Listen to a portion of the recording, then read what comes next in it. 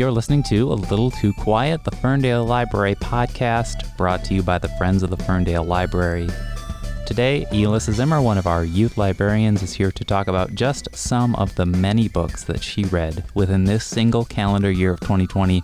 She got up to 174 books. She talks about her reading routine, what works for her. She talks about why she assigns these goals for her. And she talked about all of the worthwhile insights and perspectives that she received from going through every one of these books and getting to know their main characters. Thanks for tuning in.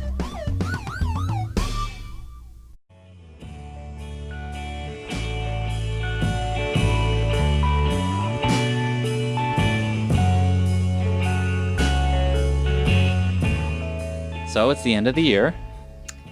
There's still time left. There's barely time left. And you read how many books this year? So it's funny that you talk about time because I'm looking at a list that I printed out on December 7th. Today is the 9th. Yes. My number has already changed in 2 days. I have read 174 books in 2020. Wow. I read almost that same number.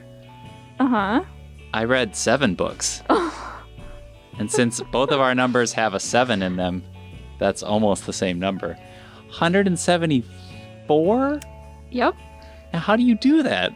Yeah, can I take you through my journey? Please take us through this odyssey. Okay, so I joined Goodreads and created my first challenge in 2015, and 50 seemed like a really nice round number for a librarian to get to in 1 year, and I did not make my challenge that year.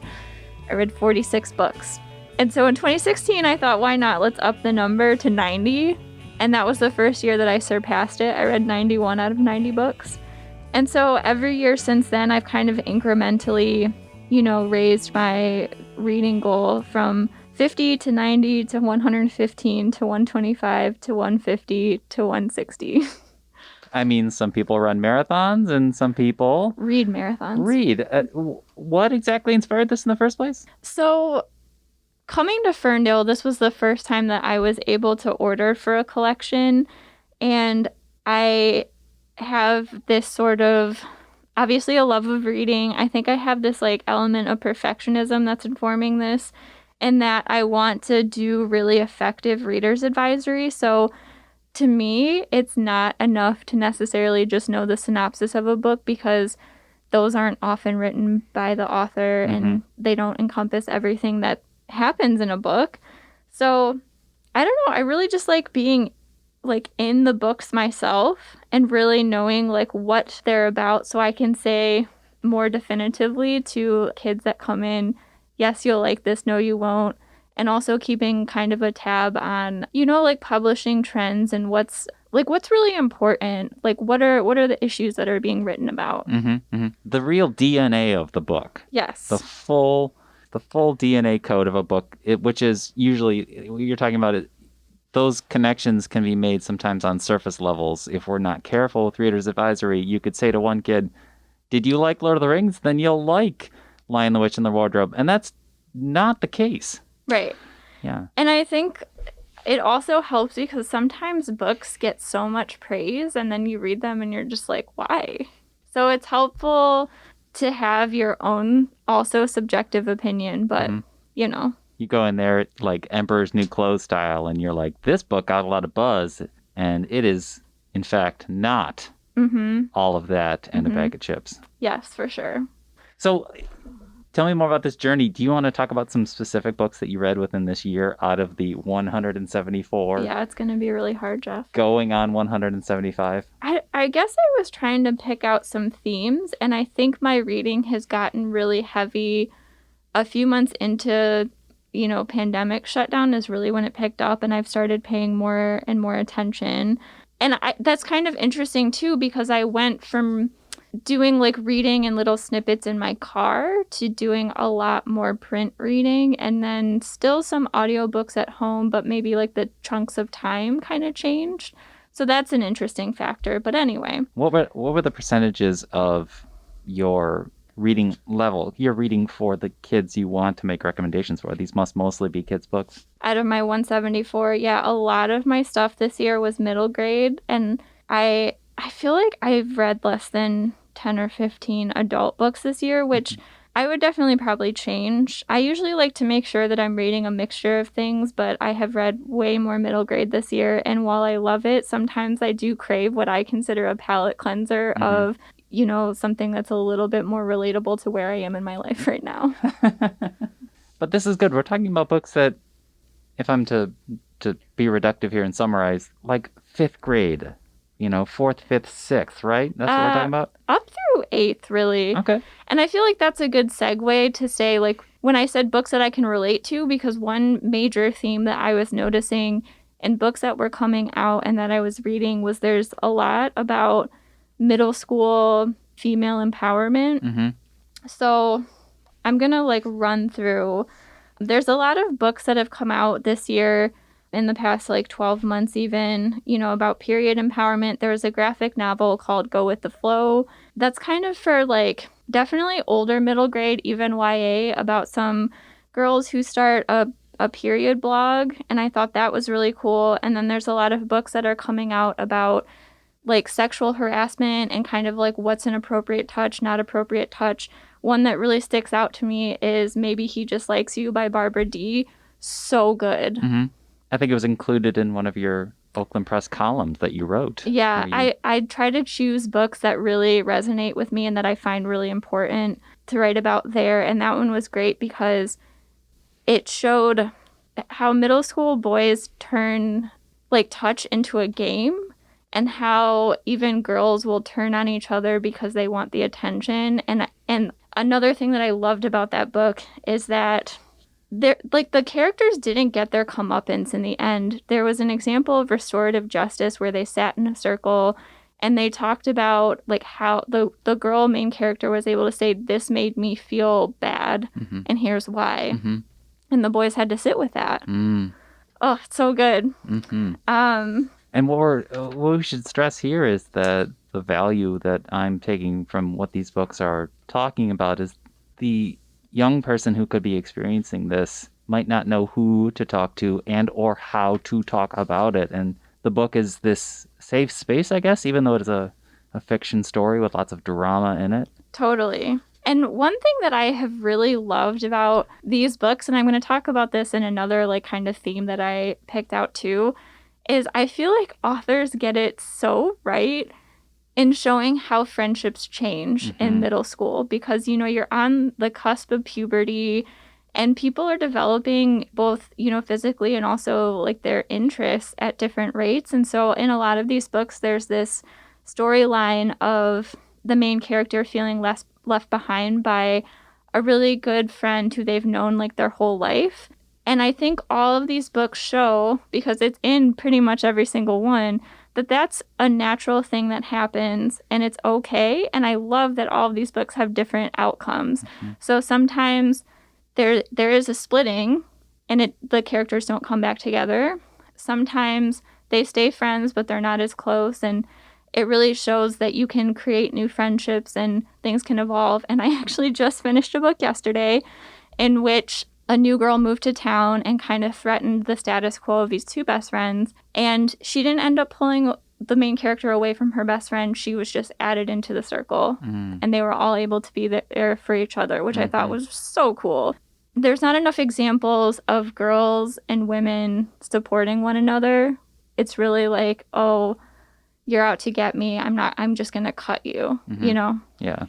What was the title of that book? The one that I just finished yesterday was called Scritch Scratch by Lindsay Curie. And it's actually a spooky themed book about a girl who goes on her dad's Chicago hauntings tour and starts getting haunted by a ghost. Oh, that's great.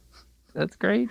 Again, another value here is that this gives them, I guess, kind of I'm not going to say it gives them a language to communicate their own feelings, but it must be cathartic for a young reader to see a character going through something that they feel they're going through, and the dialogue gives voice to that. Because if these modern day middle schoolers were anything like me, we certainly didn't communicate our feelings to each other.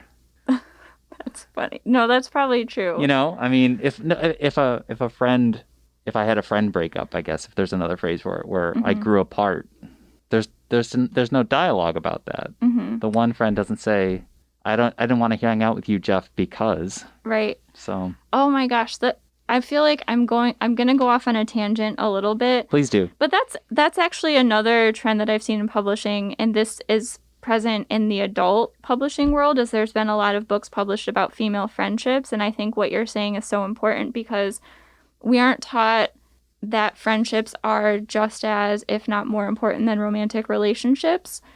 And I think that's especially true for female identified folks. It's not on my read list yet, but hopefully before the end of 2020, I want to read Big Friendship by Anne Friedman and Aminatu So, who run the podcast Call Your Girlfriend. But I did read... She's going to read it before the year ends, let's face it, folks.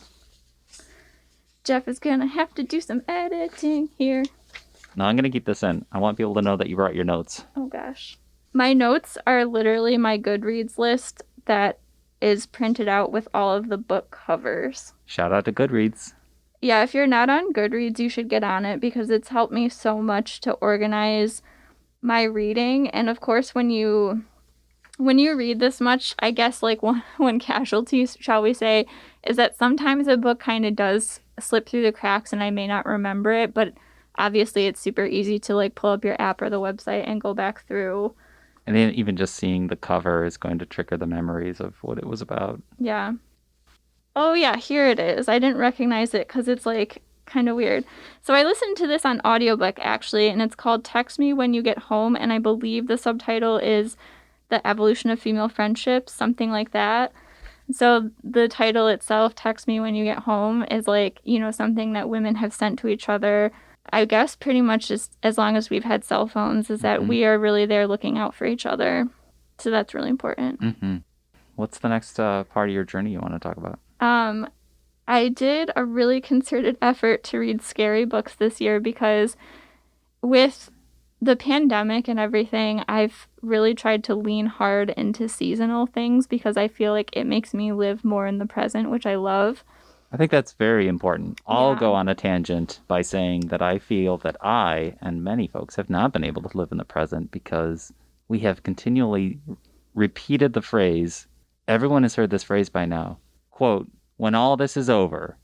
We've said that for 9 months now. Yeah. Which means we spent 9 months living with our eyes toward a future. And you might miss Halloween if you do that. You know what I mean? And Halloween starts in July for me because I read this book that I actually recommended to you, Camp Murder Face. Excellent. Did you read it? Yes. Okay, great.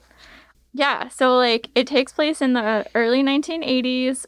A girl and a boy, and I believe it was written in alternating points of view, and it was also written by 2 different authors. They go to camp. The camp is haunted by like zombie murdered witches, nuns.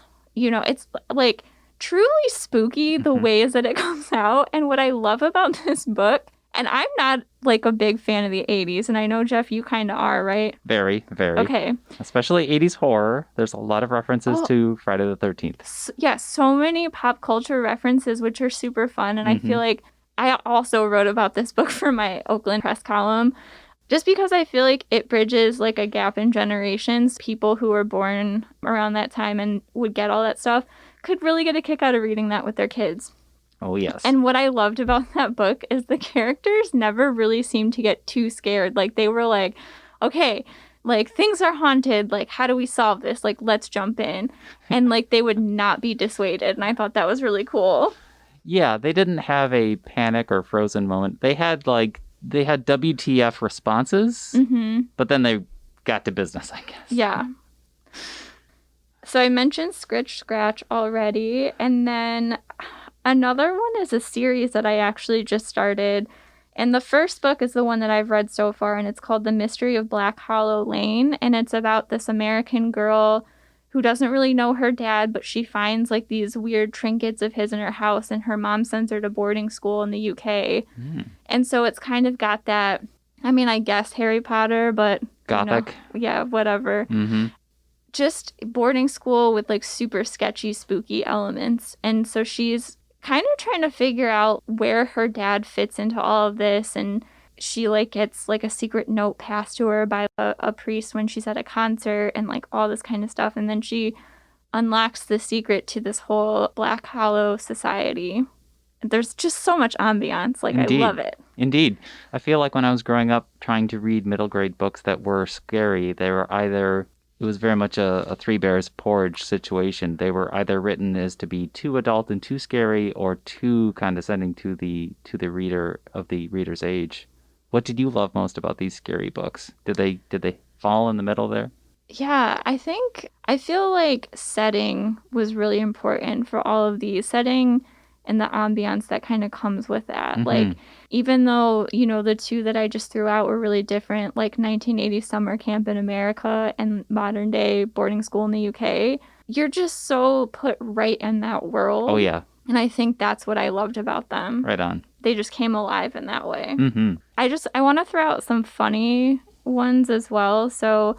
just funny or funny scary? Funny scary. Or scary funny? Sorry, funny. No, this one is definitely funny scary. Okay. There's a book called Embassy of the Dead by Will Babbitt. And this one is like your typical like British like tongue-in-cheek sort of thing.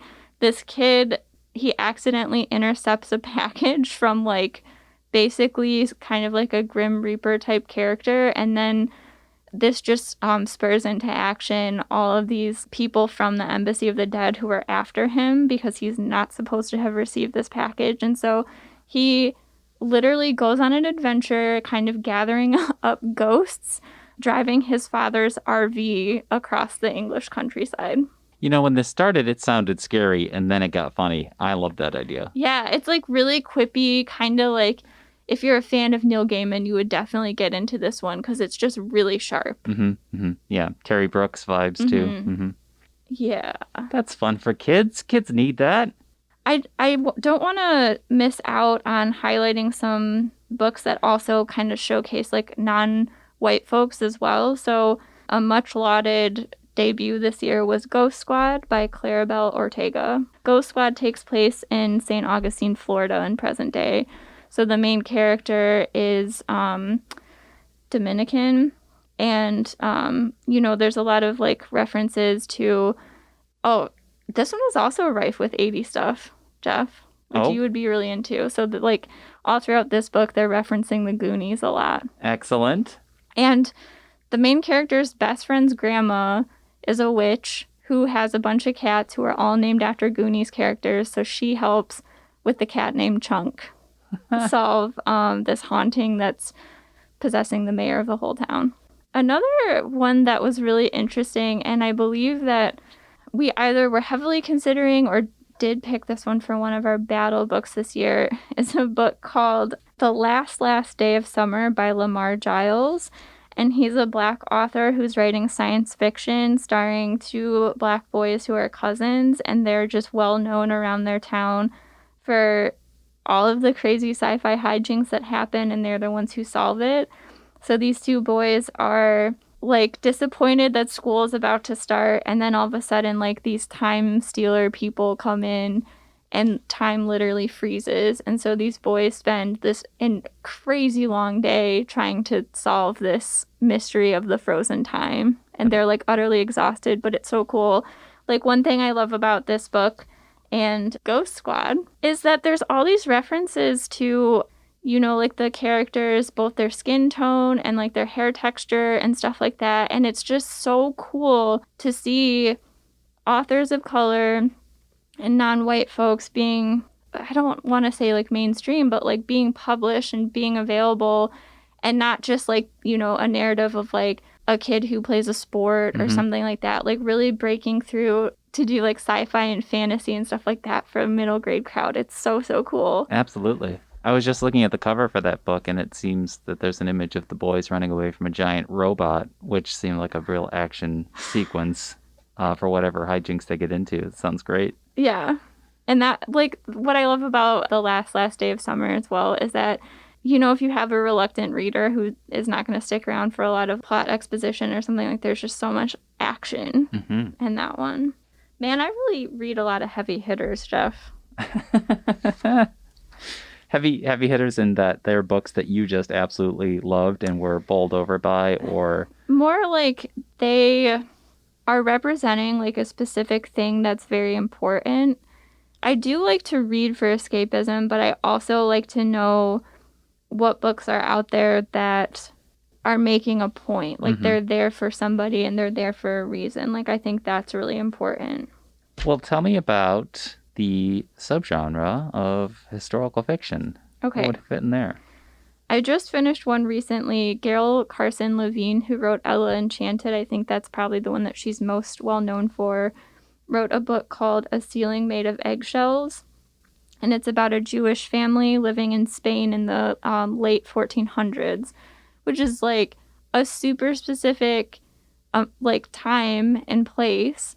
And it's a really wealthy family, and the main character basically follows her grandfather around to talk to kings and queens. And the whole story documents the Jews getting kicked out of Spain. Whoa. Yeah. Which I didn't know about. There's an author's note at the end where Gail Carson Levine talks about like her own family having inspired this story, because I believe either her father or her grandfather left Europe at a really young age, but had this like really innate sense of language, so that when he was traveling in Spain, like he was able to shoot off a sentence in Spanish. But yeah, just like she was tracking like the possibilities of her family through time. And like you just said, it's not something that people might have known about. And to me, if anyone remembers or is a fan of the Royal Diaries, which are kind of like the Dear America series, this one kind of read like that to me. It wasn't written in diary form, but it really encompassed a really big sweeping plot of time and kind of all the same stuff that maybe rich folks got up to back then.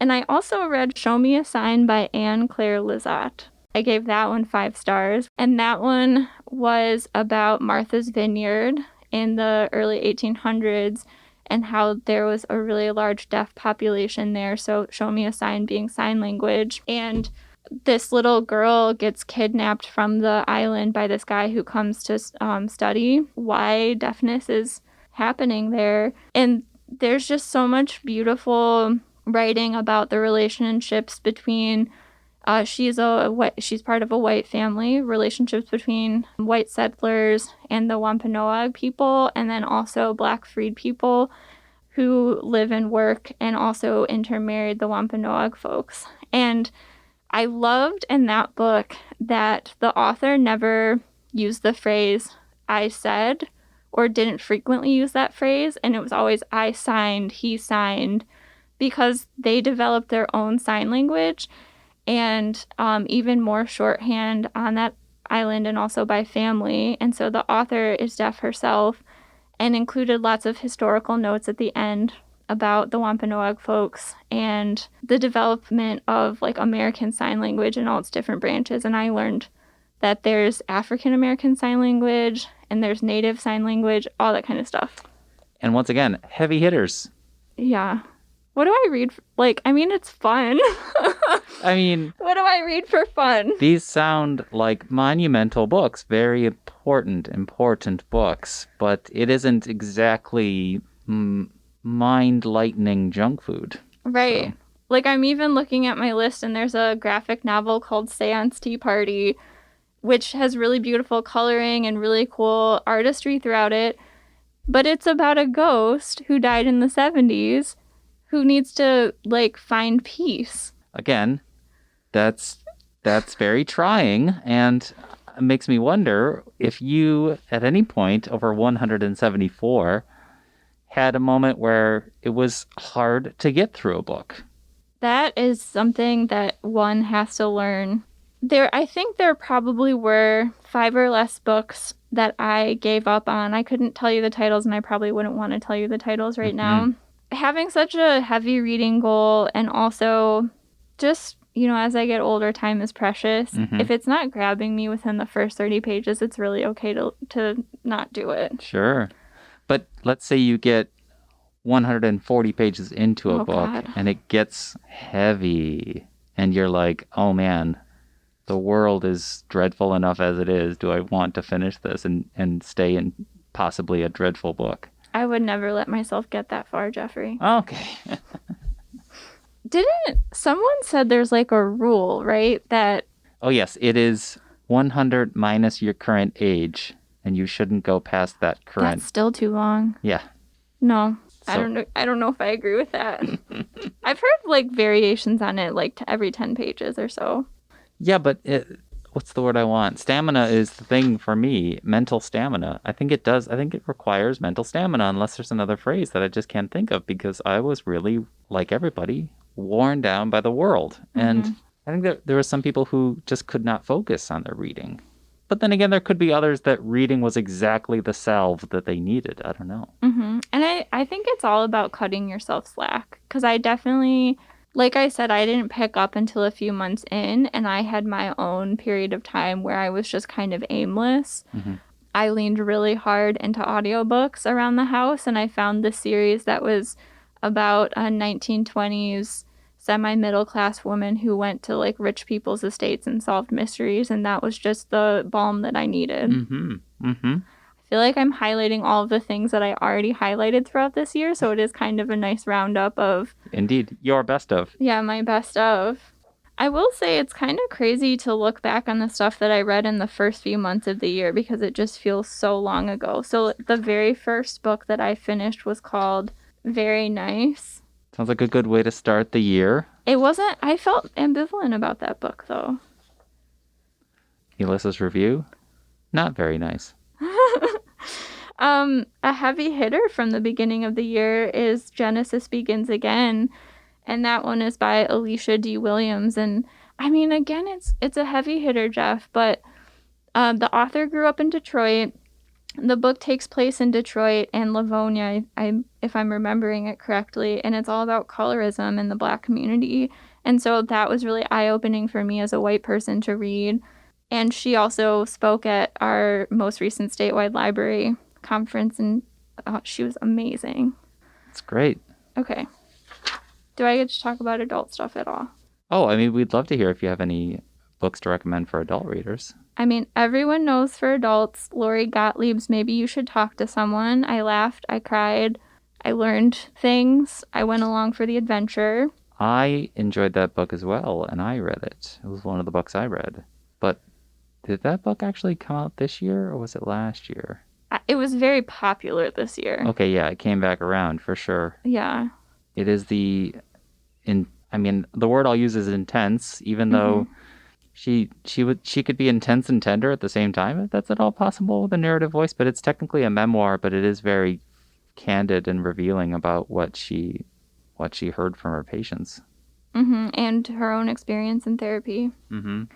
I'm looking at, I feel like this one was even like late spring, The Revisioners by Margaret Wilkerson Sexton. Late spring being when I read it. And that book was so cool. It was about basically a mixed race family in New Orleans, but it alternated between like a modern day descendant and then went back a couple of generations to early 1900s great-grandmother, great-great-grandmother, and they were just like all these kind of like really subtle threads that tied the generations together that you picked up on as you read it, and I just blasted through that book. And I'm really eager to read her older novel as well. It's a good podcast on time management. You're leading this example of how to find that time to read. Gosh, probably, oh my gosh. If I'm doing the math, you're easily reading more than 50 pages a day.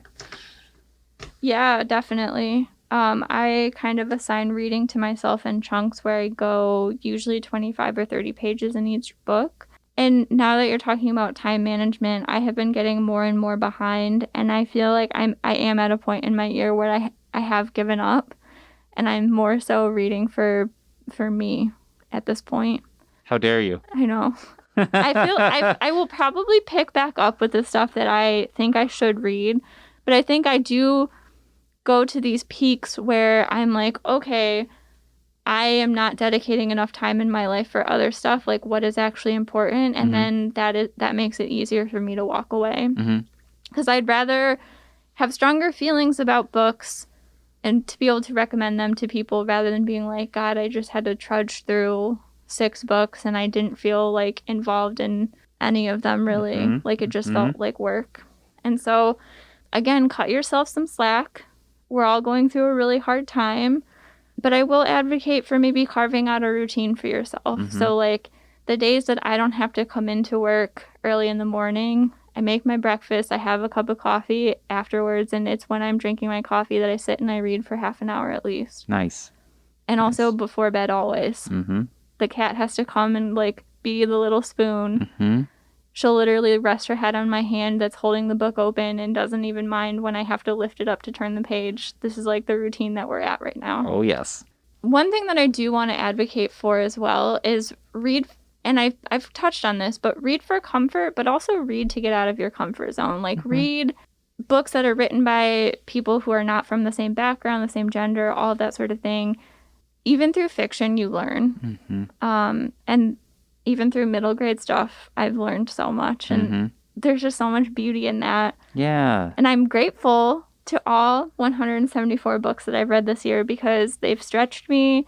I'm just looking at 2 right next to each other about, again, sexual harassment. There's one that was kind of written in light of the R. Kelly scandal right next to Alex Gino's Rick, which was our middle school book club pick last month. And we had this great conversation about gender pronouns between middle schoolers, myself, and the teacher, who span probably 30 years in age. So read. Well, yeah, the cool thing here is that you are reading 174 books, and minimum you got to know 174 main characters. So the ideal scenario I see being is a parent who has a 5th grader at home, or a 4th grader, or a shy 8th grader. Hopefully they call you, tell you about them, and you match them based on the 174 characters and their experiences. It has been really rewarding for my supervisor to ask when he's recommending books for kids and families, have you read this one? And I've been able to say so many times this year, yep, it's worth it, it's not worth it, yep. I don't have the stamina to do this every year, but it has been super fun.